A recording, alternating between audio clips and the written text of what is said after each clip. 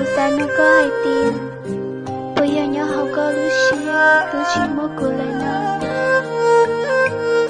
Giờ bây giờ hai tiền cô chỉ lấy tôi như chỉ có cô. Họ cháy tiền cô tôi chỉ ta luôn. Cô trở lại đa cùng một học nó. Học mơ một học đi. Cô như chỉ luôn bây giờ năm. Bây giờ chỉ luôn họ chỉ khía cho cô. Ê dối chê cô ấy này nhó cho li ngô. Cô lên là nhó cho lúc cô mất liều.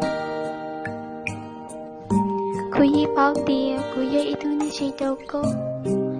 Nếu tôi chỉ mong đi đã chỉ nhớ cho tiền nó đâu cô. Chỉ xa lưu khía cho cô chỉ tôi xía đâu cô. Cô yi bảo tìa, cô có một thêm. Nhớ hai tìa mấy nữa. Cô mua lại chê, cô ý xía. Muốn thiệt tôi ní ôi có lưu tiếc con cho đầm. Cô yi bảo tìa, cô cho thác cô nhớ cho tiền nó. Họ trên kia cô yi chỉ lưu. Từ lâu, cô yi hai tìa, cô tự chỉ biết con.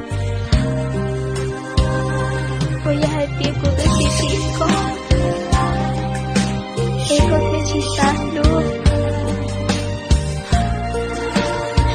Chỉ cô chỉ tôi xía cho cô. Tôi biết có yêu ở tao lên nó cho cô chỉ tôi xía.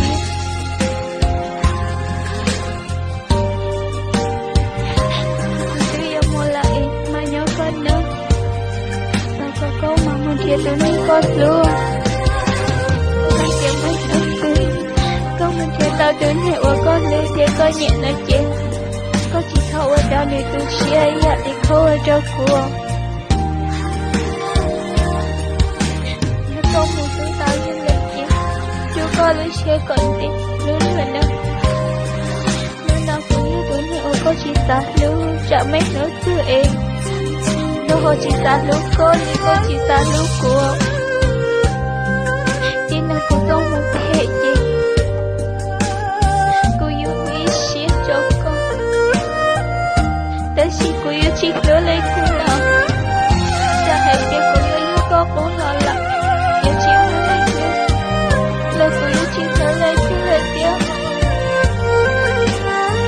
Ta hãy biết của yêu chỉ phải dạy đâu cô. Em muốn nông em yêu yêu sư lý chỉ muốn là người đã chỉ. Lời của chỉ tôi xuyên. Thảo có mỗi có lưu nên cỡ rồi rồi. Cũng mà liệu ấy xuyên từ lưu. Cô dễ bảo tiền cũng cho một thể.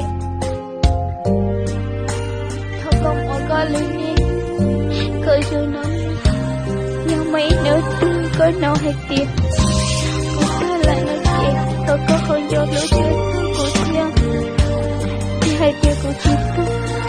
Còn mãi nó có mong. Nhà thật hồi lỗ chế trẻ nhiều chỉ muốn bị ở chị là. Ta chị. Cô yêu ở chàng vô cô muốn tốt nữa cười.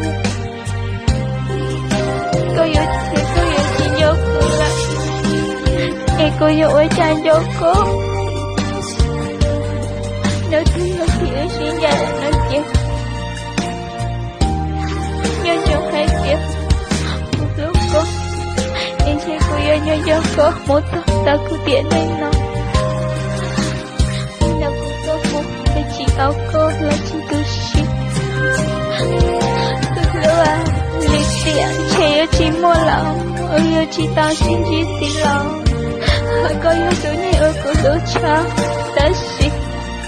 Trẻ yêu chị tao xin chị lấy chị. Mà mua con nữa.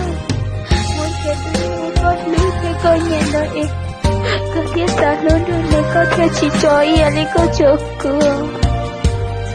Ta có chỉ thôi cho lý tôi xin. Nhà có ở đâu cửa. Nhà hai tiền mấy đứa xin. Có nói hai tiền. Tôi nghĩ giờ ta đó là có ta lưu ý sao.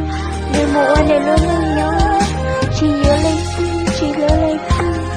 Là chỉ thơ có hồ lưu xin. Chỉ có hồ chúa thơ nổi tiếng.